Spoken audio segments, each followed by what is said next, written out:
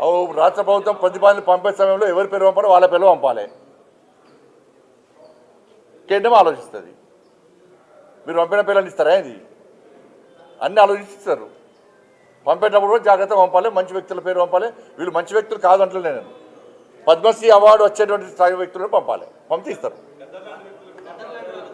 ఎట్టిస్తామన్నా?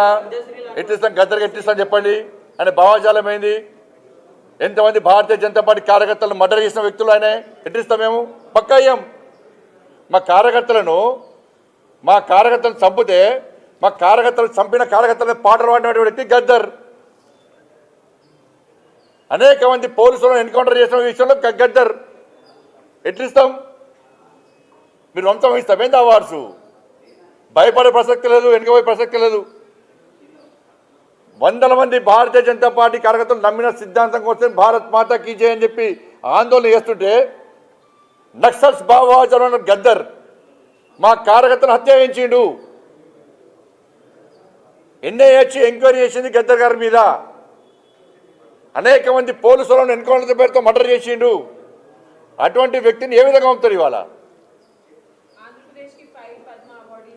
ఇది ఈ రాష్ట్రము మరి పోయినసారి వచ్చినాయి పుట్టుబడి వచ్చింది తెలంగాణకు. అప్పుడు ఏమన్నారు మరి? అప్పుడు ఈ రాష్ట్రము ఆ రాష్ట్రము, ఈ ప్రాంతము ఆ ప్రాంతం అని చెప్పి ఎటువంటి ఆలోచన ఉండదు. ఈ రాష్ట్రానికి ఇవ్వాలి, ఈ రాష్ట్రానికి ఇవ్వద్దని ఎక్కడ ఉండదు.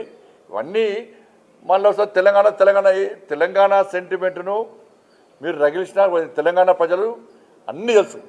ఎవరు తెలంగాణ సెంటిమెంట్తో లాభపడ్డారు.